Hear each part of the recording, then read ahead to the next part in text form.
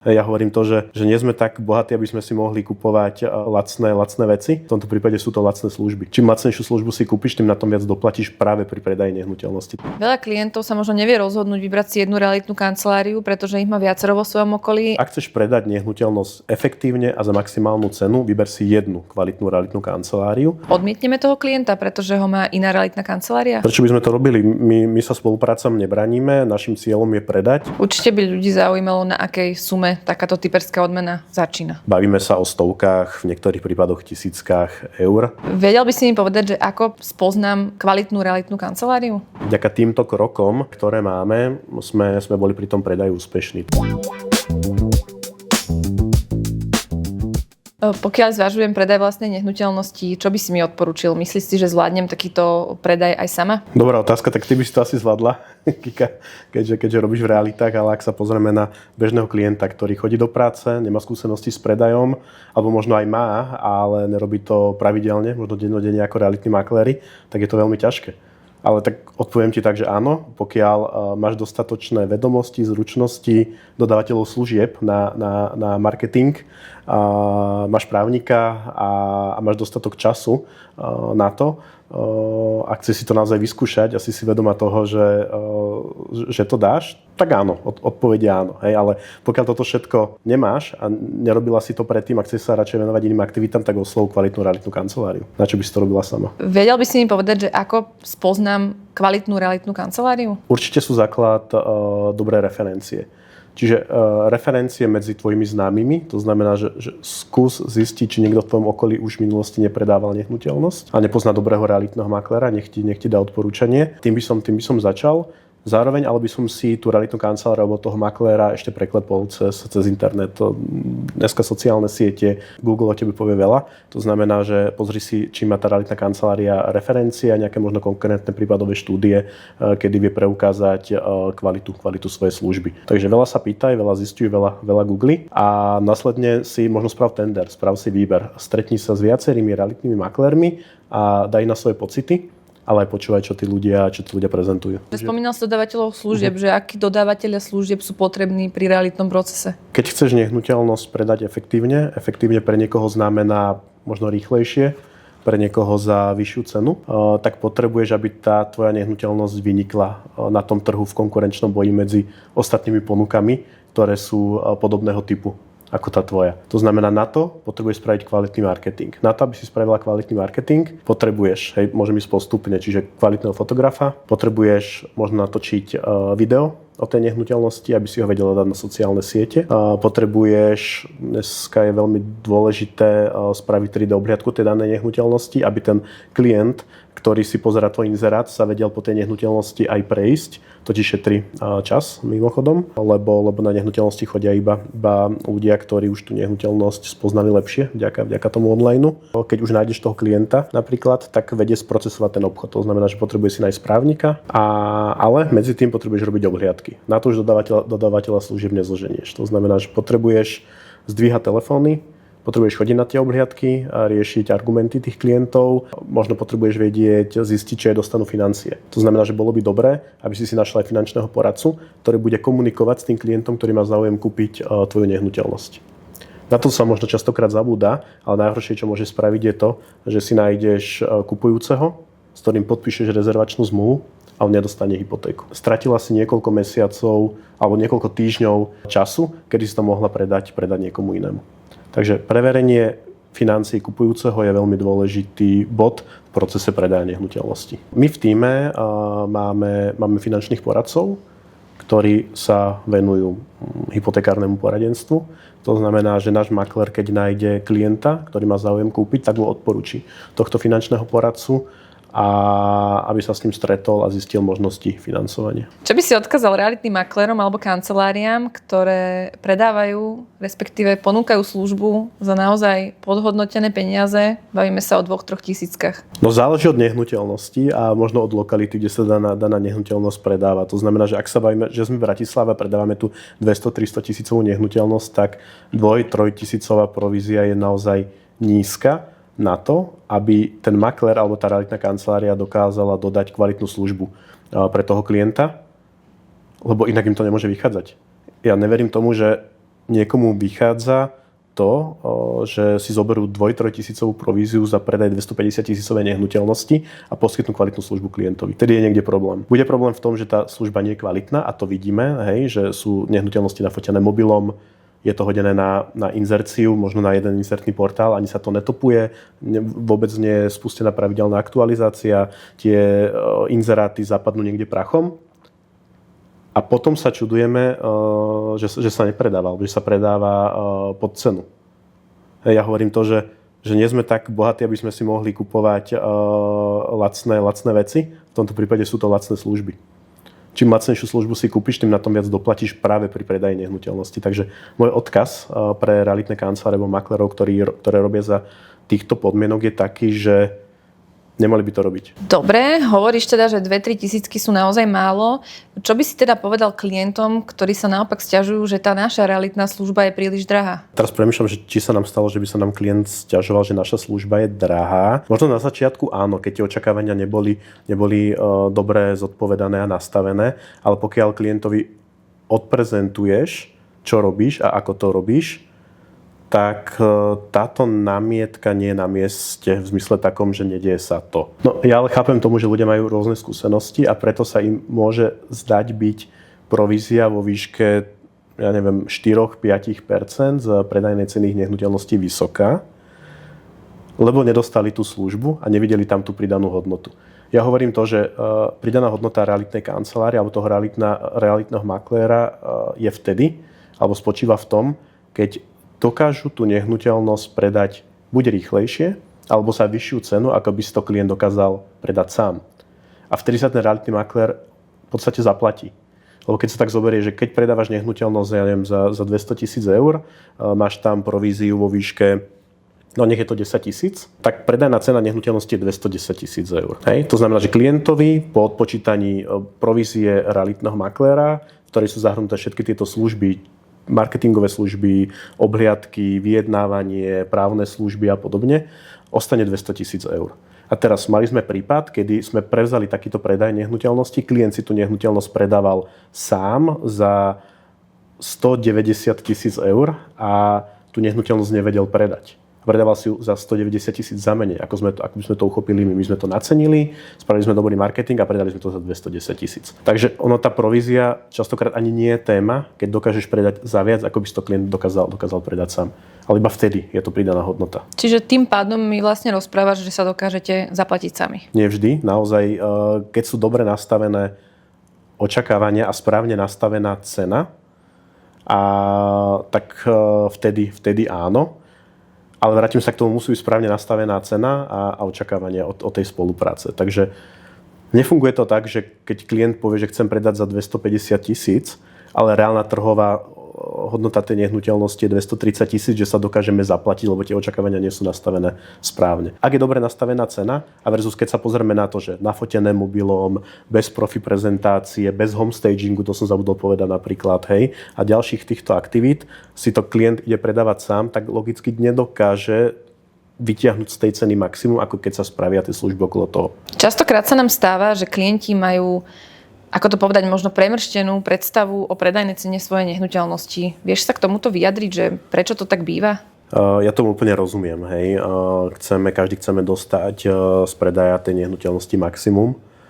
My ale potrebujeme tú cenu zreálniť, lebo ako náhle by sme cenu prestrelili, dali by sme ju moc vysokú, tak sa z toho stane stojak na trhu. A máme štatistiky, ktoré hovoria o tom, že pokiaľ je nehnuteľnosť zle nacenená, alebo nacenená vyššie oproti tomu, aká je reálna trhová cena tej nehnuteľnosti, tak ten predaj sa môže predĺžiť o niekoľko týždňov až mesiacov a nemusí nehnuteľnosť predať vôbec, lebo sa prehraje na tom trhu a stane sa z nej stojak. A prečo tak klienti robia? Častokrát pri nastavovaní ceny sa rozhodujú podľa aktuálnej inzercie, ktorá je dnes na portáloch. A to nie je správne, lebo to, čo sa dnes inzeruje, neznamená, že sa predá za tú danú cenu. To znamená, že to samotné oceňovanie nehnuteľnosti je proces, ktorý si vyžaduje dáta, skúsenosti a stratégiu, ktorá je veľmi dôležitá pri samotnom predaji nehnuteľnosti. Takže ak chceš predať nehnuteľnosť sama, neriať sa iba inzertnými portálmi, ale v tomto prípade oslov profesionála, ktorý ti pomôže naceniť nehnuteľnosť a či už sa potom rozhodneš predávať sama po tejto informácii, alebo pôjdeš ďalej do spolupráce s nejakou realitnou kanceláriou, to už zvážiš ty, či máš tie vedomosti, zručnosti a všetko toho know-how na to, aby si vedela tú nehnuteľnosť predať. Spomínal si, že k správnemu oceneniu treba práve dáta. Vy ako realitná kancelária používate nejaké nástroje na toto ocenenie alebo vychádzate zo znaleckých posudkov? Máme niekoľko nástrojov, s ktorými pracujeme. Sú to nástroje, ktoré máme aj vďaka tomu, že sme členmi Realitnej únie napríklad. Okrem toho máme ešte jeden nemecký software, ktorý ťaha dáta aj historické. To znamená, že máme k dispozícii aj ponuky, ktoré už nie sú na inzertných portáloch a vďaka tomu vieme lepšie pristúpať k oceneniu nehnuteľnosti. A zároveň vychádzame z našich skúseností aj z reálnych transakcií, z toho, ako kolegovia predávali podobné nehnuteľnosti a tak ďalej. Takže tých spôsobov je niekoľko. Okrem toho spolupracujeme aj so znalcami, to znamená, že vieme si dať vyhotoviť ešte aj druhý názor, čiže názor znalca, kde zase máme nejakú tabuľkovú hodnotu. A potom podľa toho, že koľkatým nehnuteľnostiam podobného typu konkurujeme, tak podľa toho nastavujeme tú stratégiu predaja, tú cenu, vďaka ktorej si myslíme, že vieme predať efektívnejšie. Ak by som bola v pozícii klienta, ktorý predáva a chcem práve zistiť tú predajnú cenu mojej nehnuteľnosti, viem si takúto službu u vás objednať? Vieš si objednať, vieme sa s tebou stretnúť, poskytnúť ti ocenenie nehnuteľnosti a potom to ocenení, kde od nás dostaneš niekoľko strán, alebo niekoľkostránový výstup toho, ako sme nehnuteľnosť nacenili, prečo sme k tomu takto pristupovali, kto je tvoja konkurencia, aké sú slabé alebo silné stránky tvojej nehnuteľnosti, tak ty sa vieš rozhodnúť, ako ďalej. Koľko takéto ocenenie nehnuteľnosti stojí? Toto ocenenie nehnuteľnosti je zdarma. To znamená, že vieme sa s klientom stretnúť a poskytnúť mu túto predbežnú analýzu. Ale zároveň musím povedať aj to, že to ocenenie posielame do mailu. To znamená, že keď si klient túto službu objedná, my prídeme na tú nehnuteľnosť, oceníme ju, pripravíme si, spravíme si tú domácu úlohu a klientovi to odprezentujeme u nás v kancelárii, lebo mu spolu s tým ocenením chceme odprezentovať aj naše služby, aby sa po všetkých informáciách vedel rozhodnúť, či ide s nami do spolupráce alebo nie. Väčšinou sa nám deje to, že klientom to dáva zmysel a do spolupráce s nami idú. Veľa klientov sa možno nevie rozhodnúť vybrať si jednu realitnú kanceláriu, pretože ich má viacero vo svojom okolí a myslí si, že ten predaj bude čo najrýchlejší práve vtedy, keď využia všetky realitné kancelárie, ktoré poznajú. Vieš sa mi k tomuto vyjadriť alebo povedať na to svoj názor? Ja sa klienta vždycky spýtam, keď sa ma spýta, či robíme exkluzívne alebo teda vo výhradnom zastúpení, či chce, aby sme zastupovali jeho ako predávajúceho, alebo aby sme zastupovali tú druhú stranu, to znamená tých ľudí, ktorí majú záujem kúpiť tú jeho nehnuteľnosť. Čiže ak by som sa ťa spýtal, či chceš, aby som zastupoval teba pri predaji nehnuteľnosti alebo kupujúceho, čo by si chcela? Tak moja odpoveď by určite bola, že chcem, aby si stal na mojej strane. No a dôvod je jednoduchý. To znamená, že ako náhle by som bol realitná kancelária, ktorá by v rámci predaja nehnuteľnosti konkurovala ďalším realitným kanceláriám, tak ja by som ten konkurenčný boj chcel vyhrať. A to znamená, že by som pravdepodobne na teba tlačil, ak by som mal nejakého kupujúceho, aby si išiel napríklad dole s cenou. Lebo viem, že tento kupujúci pravdepodobne môže osloviť aj tie ostatné realitné kancelárie, ktoré sú pre mňa konkurencia. Čo by asi pre teba nebolo komfortné. To znamená, ja na teba nechcem tlačiť s cenou. Okrem toho ja potrebujem investovať do marketingu, aby som zvýšil hodnotu tvojej nehnuteľnosti, takže musím spraviť masívnu kampaň, musím zaplatiť a zafinancovať ten marketing ako realitná kancelária. A pokiaľ by som tvoju nehnuteľnosť nepredával výhradne iba ja, tak by som to nedokázal spraviť, lebo nebol by som si istý, že tú nehnuteľnosť predám. Takže moja odpoveď je taká, že ak chceš predať nehnuteľnosť efektívne a za maximálnu cenu, vyber si jednu kvalitnú realitnú kanceláriu, sprav si tender, porovnaj si tie realitné kancelárie, ale chod do spolupráce iba s jednou kvalitnou. Nikdy nechoď do nevyhradného zastúpenia a neoslovuj, alebo teda nedávaj svoju nehnuteľnosť predávať 3, 4, 5 realitným kanceláriám, lebo ďalšia vec je tá, že to nevyzerá dôveryhodne v očiach toho kupujúceho. Tu si videla niekedy inzerát jednej nehnuteľnosti, a kde boli rôzne ceny, rôzne metre štvorcové, iný popis, bol z toho chaos a vyzeralo to nedôveryhodne. Takže aj to ako keby ten dôvod. Ak by som si vybrala vás na exkluzívne zastúpenie, ale mám známeho, ktorý by mi vedel priniesť klienta, čo sa v takomto prípade stane? Odmietneme toho klienta, pretože ho má iná realitná kancelária? Prečo by sme to robili? My sa spoluprácam nebraníme, našim cieľom je predať my zastupujeme teba ako klienta predávajúceho. To znamená, keď ty, tvoja známa kamarátka alebo tvoj nejaký maklér donesie klienta, tak my s ním ten deal uzatvoríme. Takže samozrejme do tej spolupráce ideme. A poviem ešte jednu vec, napriek tomu, že robíme výhradne, tak máme vytvorenú, voláme to, že networkingovú skupinu s ďalšími realitnými kanceláriami, s realitnými maklérmi z konkurenčných realitných kancelárií, lebo ich berieme ako partnerov, sú to vybraní makléri z trhu a zdieľame si dopyt a ponuku.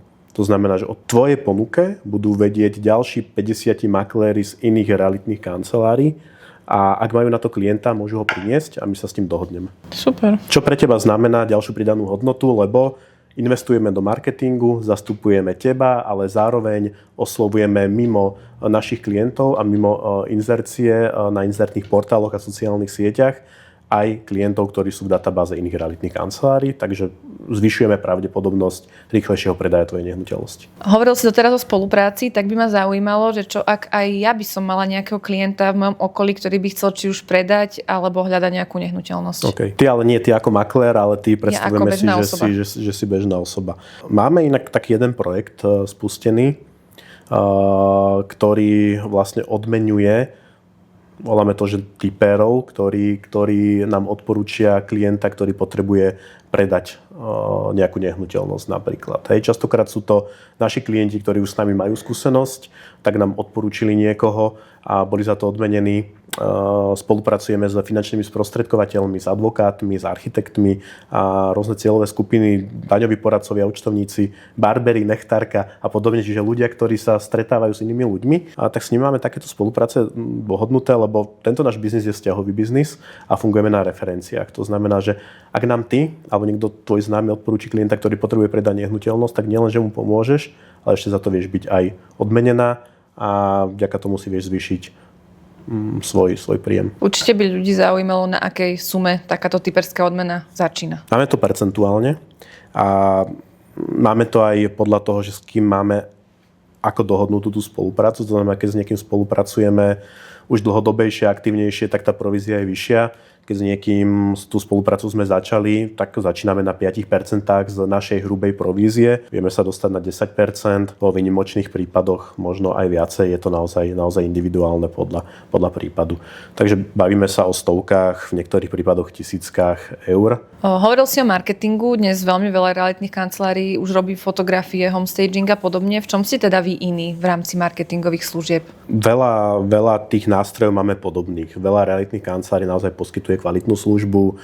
Nedá sa povedať možno, že čím sme iní, že by som vyťahol jednu vec.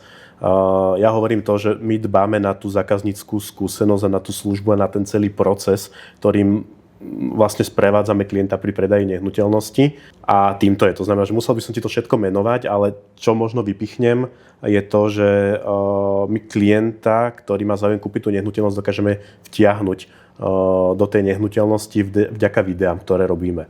Čiže nenatočíme tie nehnuteľnosti, že ich natočíme ako nehnuteľnosti, ale vymyslíme tam nejaký príbeh, niekedy to je vtipné video, niekedy je edukačné to video, niekedy je to nejaký storytelling, niekedy to je rozhovor medzi dvoma ľuďmi a vďaka tomu vieme vtiahnuť toho klienta do tej nehnuteľnosti a skôr ho tá nehnuteľnosť zaujíma, ako kebyže to iba nafotíme a zverejníme na inzertných portáloch. Cez tento videomarketing a sociálne siete a kampane, ktoré priamo cieľia na konkrétnych klientov, vieme osloviť väčšiu skupinu ľudí a sme potom efektívnejší pri tom predaji. Máme niekoľko prípadových štúdií, kedy sme prevzali predaj buď po iných realitných kanceláriách, alebo potom, keď si to klient predával sám. Vďaka týmto krokom, ktoré máme, sme boli pri tom predaji úspešní. Takže možno toto je jedna vec, ktorú by som vytiahol, ale nie je to iba táto jedna vec, je to súbor všetkých tých vecí, ktoré robia ten proces úspešný.